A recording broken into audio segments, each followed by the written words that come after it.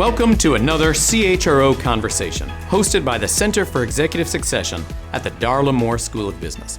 I'm your host, Anthony Nyberg, and today we are speaking with Diane Gherson. Diane is the Chief Human Resource Officer at IBM, meaning that she is responsible for the people and culture of IBM's 360,000 employees covering 172 countries around the world. Diane, thank you very much for coming to campus. We sincerely appreciate having you here. Well, I'm delighted to be here. Thank you. So it's certainly the case that over recent years, HR clearly has a seat at the table and is now helping to be a driving force around the world in terms of advancing almost everything we can think about. Can you say a little bit about how HR has arrived at this place and what HR can really do to make a difference going forward? Wow. Well, certainly HR has risen to its current place because there are so many challenges around people, right? And I think that digital disruption has definitely created a space for HR to come to the table if they're not already there. And that's around, the speed at which organizations now need to respond to external change, the fact that everything is mobile and social and connected in ways that it wasn't before, have created a lot of new challenges for HR and for organizations. They're so much more transparent. There's a possibility of things going viral and affecting their reputation. As an example. So, HR needs to step into that and really address it and create an environment where people feel comfortable internally sharing their concerns rather than sort of spouting it out verbally, on the outside and social. So, that would be one example of where that challenge didn't exist before, I think a second challenge is certainly around the need to respond quickly to external changes and disruptions. And so that affects how you lead and how you work. And again, that's a challenge that HR needs to step into.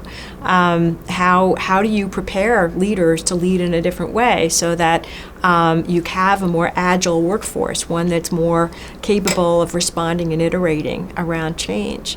I think another challenge that we're all facing, the seminal challenge, is the change in jobs because of automation and because of AI.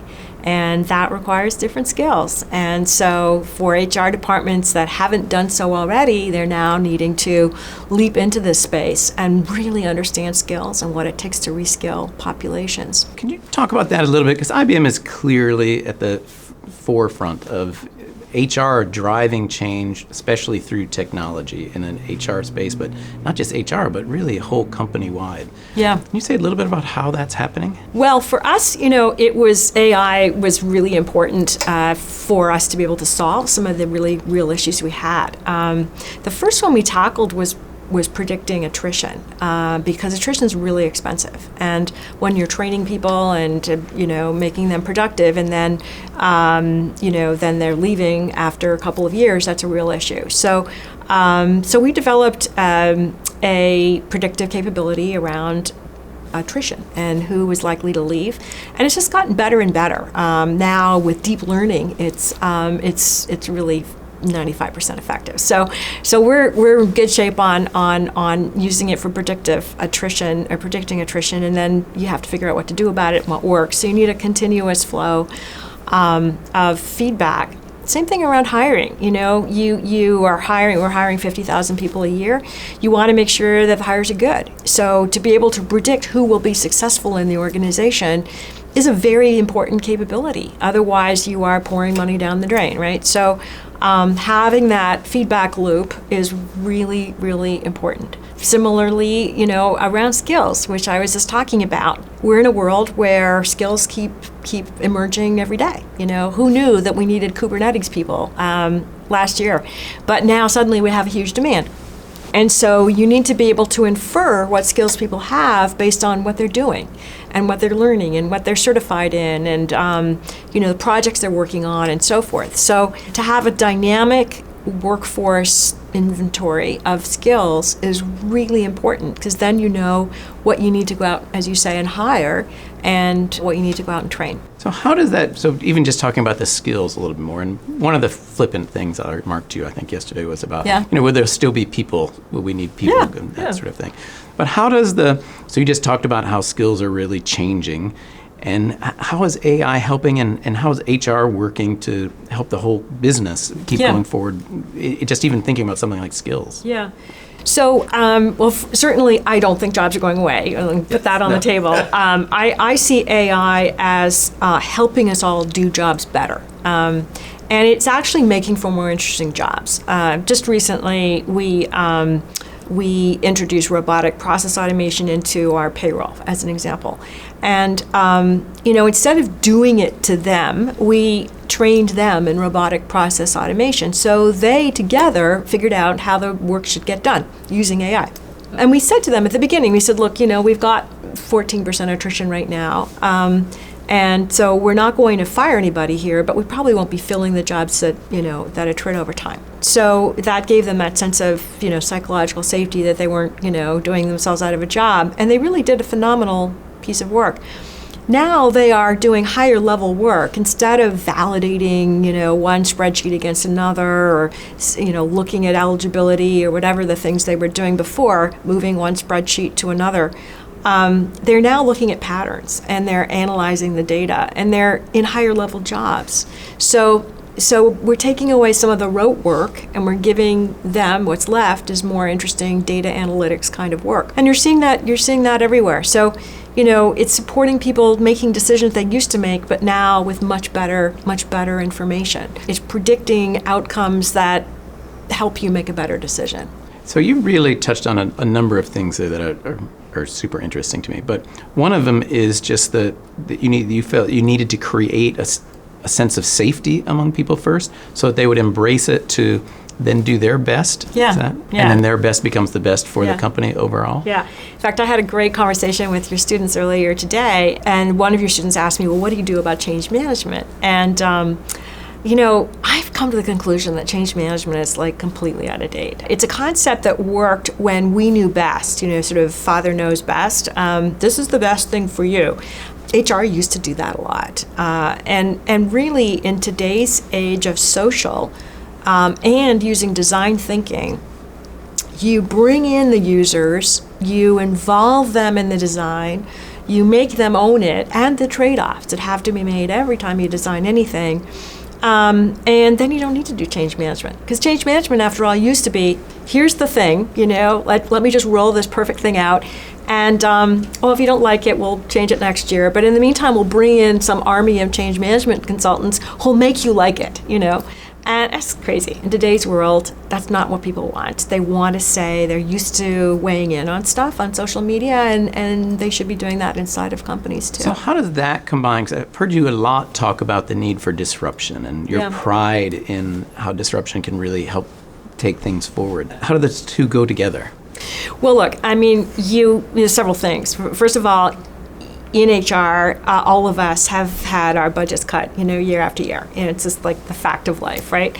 And I think the first thing that we did was we tried to do more with fewer people. And at some point you hit a wall. And it's like, this is not going to work, right? We've cut everything. We're down to bare bones.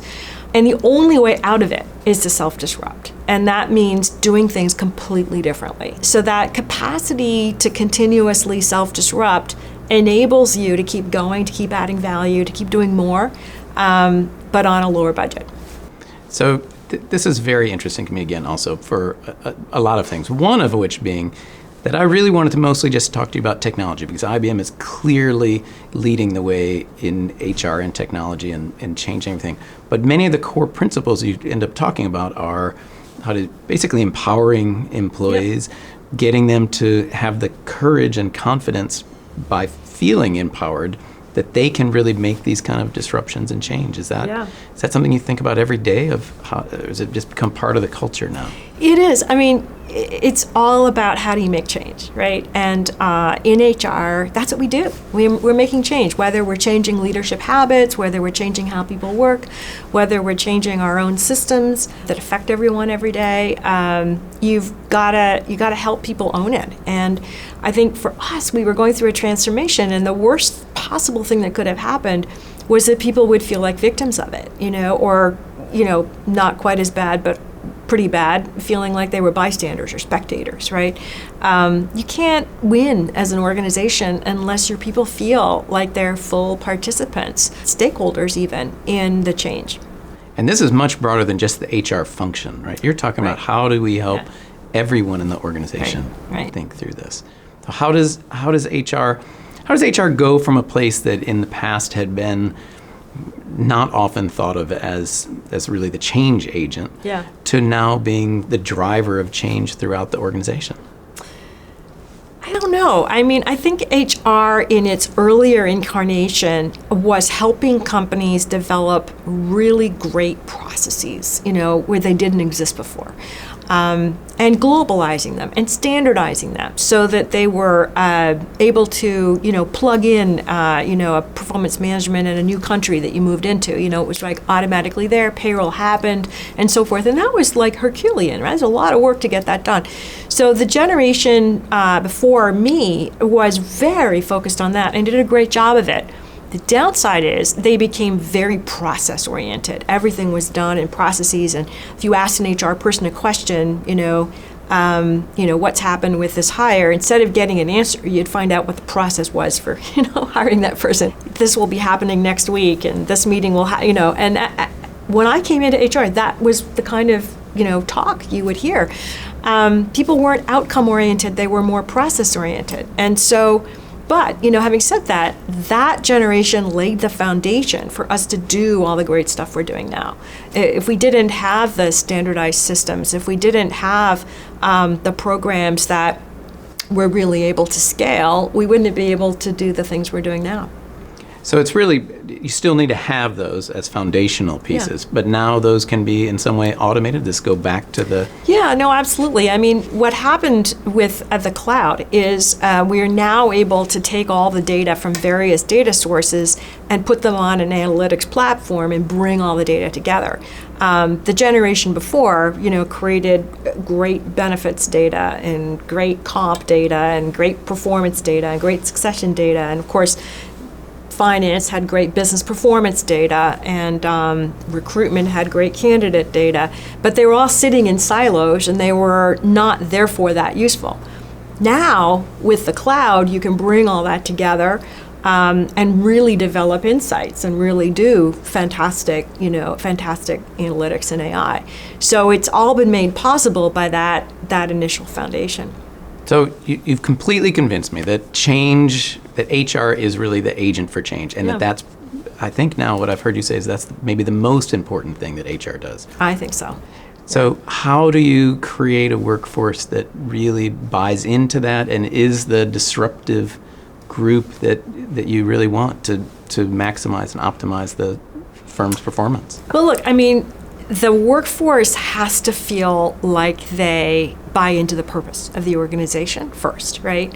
And so it's that belief, that sense of this organization, in IBM's case, is changing the world. It has done it for generations, and it will continue to do it, and it matters to the world. IBM runs many of the world's systems, right? The 95% of airlines, 90% of banks, you name it, any of those transactions, they happen because of the backbone of IBM. So it makes people feel like, okay, and we're solving cancer and we're, all sorts of other really important things. So that's number one. You have to believe in the company. I think the second thing is you need to feel like you belong, right? That you're treated in an inclusive way, that your voice matters, and that you have an opportunity to progress, and all of those things that make you feel like you belong.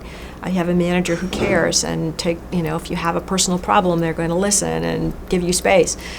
And then you have to feel like you matter. You matter to the organization, and so giving them a voice is really important. And I think in today's organization, with people who have grown up, putting a post on Facebook and having 100 people like it overnight, not to get people to respond to, what you think or what you post it doesn't make you feels like you don't matter, right? And so the old ways of one-way communication from the top down and not the other way, I think is a real turnoff to people who've grown up in that environment. So they have to believe in the mission, have to feel like they belong, and they have to feel like they matter. That's right. And if you can do that, then you can get them to embrace the confidence to be disruptors and the confidence to keep going forward. Right. That sounds great. That's the secret. I love it. Thank you very much for joining us today. Thank you, Anthony. We sincerely appreciate it. All right, thanks. Bye-bye. You just listened to another CHRO conversation. Today, Diane Gherson of IBM shared her views regarding how HR needs to be the driver of company culture and employee innovation. She also shared some thoughts on how HR and AI should work together to increase efficiency, effectiveness, and employee engagement. On behalf of all of us who are associated with the Master of Human Resources program and the Center for Executive Succession here at the University of South Carolina, thank you for joining us.